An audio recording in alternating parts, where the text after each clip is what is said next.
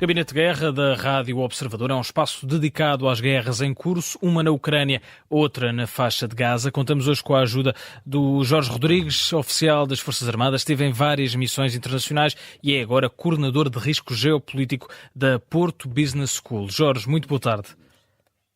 Boa tarde, João. Obrigado pelo convite. Ora essa. Eu começo por lhe perguntar. Vimos a visita de Vladimir Putin à Coreia do Norte, que foi marcado pelo anúncio de um período de nova prosperidade entre os dois países e até por um acordo de assistência mútua em caso de agressão. Que tipo de acordos são estes e que importância é que isto pode ter para a guerra na Ucrânia?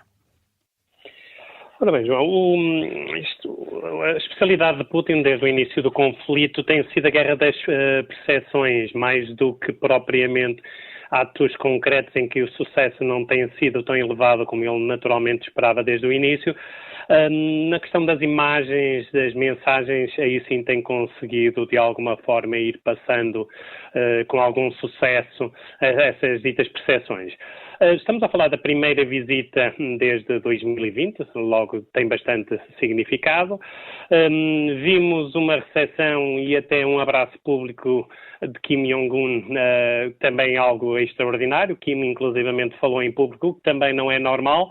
E tivemos um artigo de Putin, logo à partida, esse artigo no Rodong Sinmun, em que deixa bem claro os objetivos da visita e passa realmente a imagem que pretende de ter aliados, inclusivamente a seguir vai visitar o Vietnã, como se sabe, e também a demonstração de, eu diria, algum desprezo pela comunidade internacional, porque viaja sem considerar o mandato internacional, com algumas ações viola as sanções económicas impostas pela ONU à Coreia do Norte e, portanto, fortalece ligações estratégicas, é um facto um pouco em linha com a triangulação que quer fazer com a China, com o Sul Global, de rever a ordem internacional vigente.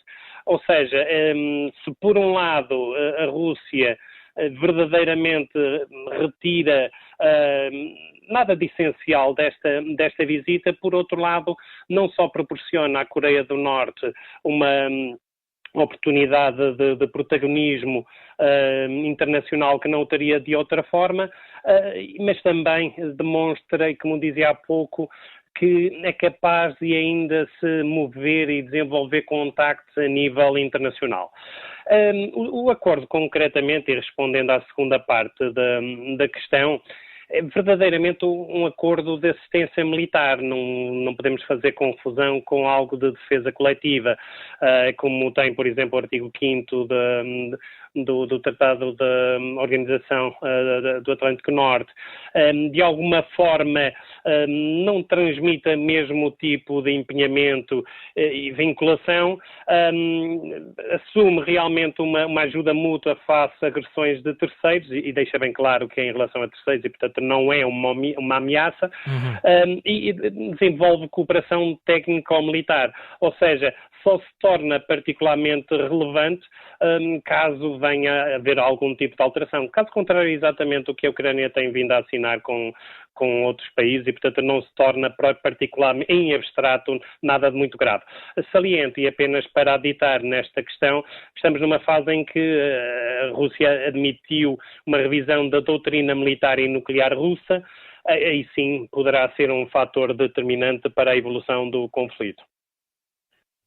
Jorge, deixe-me virar de guerra para a faixa de Gaza, para o Médio Oriente. Nós vimos uma sessão do Conselho dos Direitos Humanos da ONU a concluir que as autoridades israelitas são responsáveis por crimes de guerra e crimes contra a humanidade cometidos na faixa de Gaza. Isto pode alterar, pelo menos, a percepção pública da guerra que está a acontecer no Médio Oriente ou não vai ter impacto em Israel?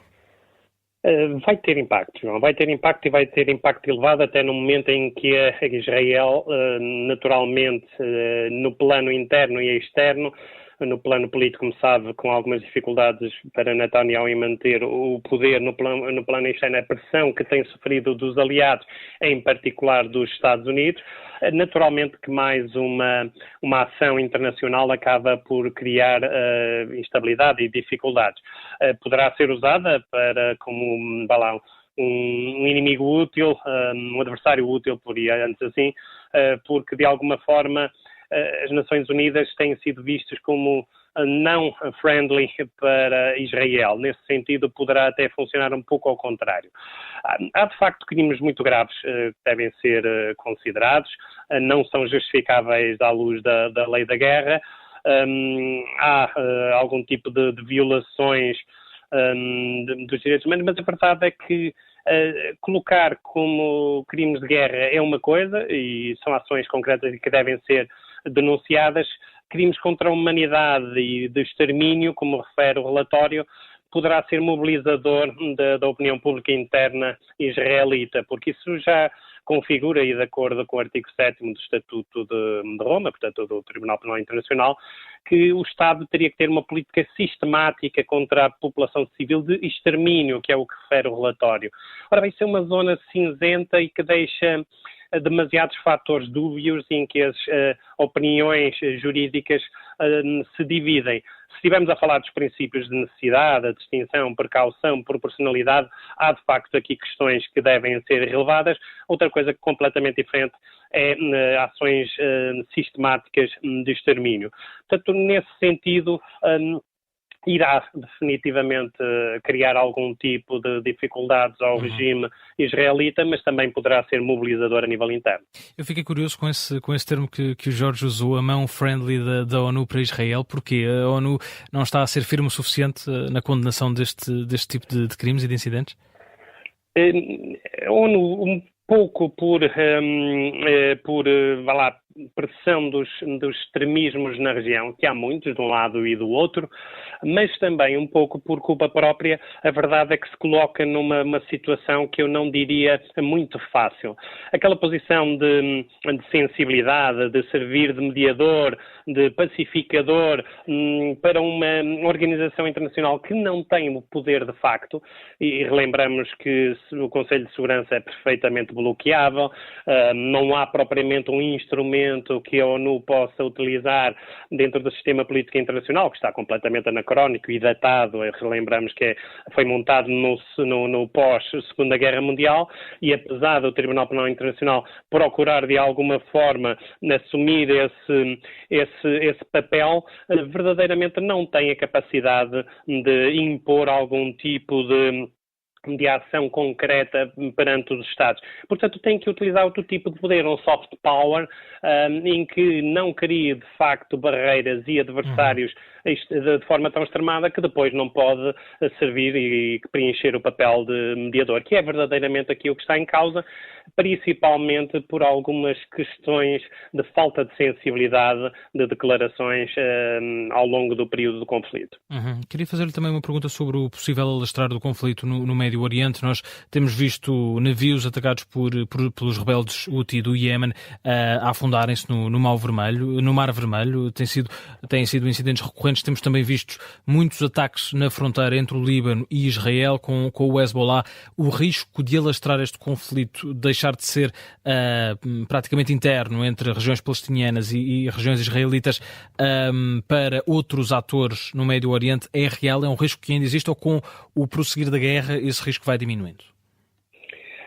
O risco é real, o risco existe. A probabilidade é que me parece não muito elevada. Ou seja, se por um lado, se realmente vier a decorrer uma escalada, seja ela vertical, seja ela horizontal, é preocupante, pode atingir níveis que inclusivamente poderemos chegar ao nível nuclear num extremo, quando uma ameaça existencial efetiva seja considerada, mas por outro lado, é pouco provável, porque nenhum dos atores, seja regional, seja internacional, global, pretende verdadeiramente uma escalada. Estamos a falar, por um lado, do Irão e com os seus proxies, que não encontra neste momento as condições necessárias para desenvolver esse tipo de ação, ou seja, não haveria garantias de vantagem para o Irão. Por outro lado, seja para Israel, que se encontra de alguma forma atacado por várias frentes, seja o seu maior apoiante, os Estados Unidos, seja outros países com influência no sistema político internacional, como a Rússia ou principalmente a China, não há verdadeiramente interesse. Agora, o que está aqui em causa no ataque ao navio Tutor Cargueiro, que é um cargueiro de material a granel, em que, sob bandeira liberiana, propriedade grega, tripulação filipina, é um pouco uma certa mudança, em que não há verdadeiramente ali uma ligação que os úteis procuravam fazer, uma ligação direta a Israel. Nós estamos a falar agora de ataques a meios civis, a infraestruturas civis, sem envolvimento direto. Isso sim há alguma diferença.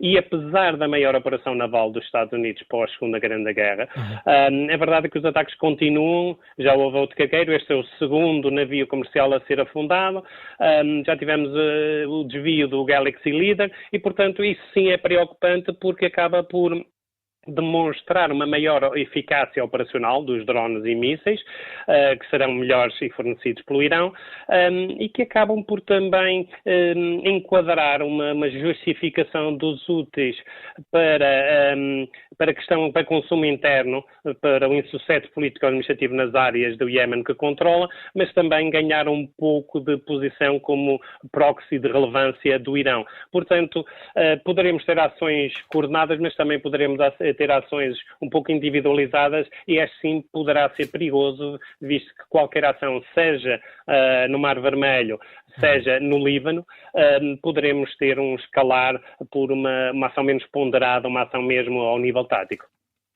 Agradeço Jorge Rodrigues, oficial das Forças Armadas em várias missões internacionais e agora coordenador de risco geopolítico da Porto Business School. Esteve a ajudar-nos a ler as duas guerras, uma na Ucrânia e outra na faixa de Gaza. Jorge, muito obrigado. Boa tarde.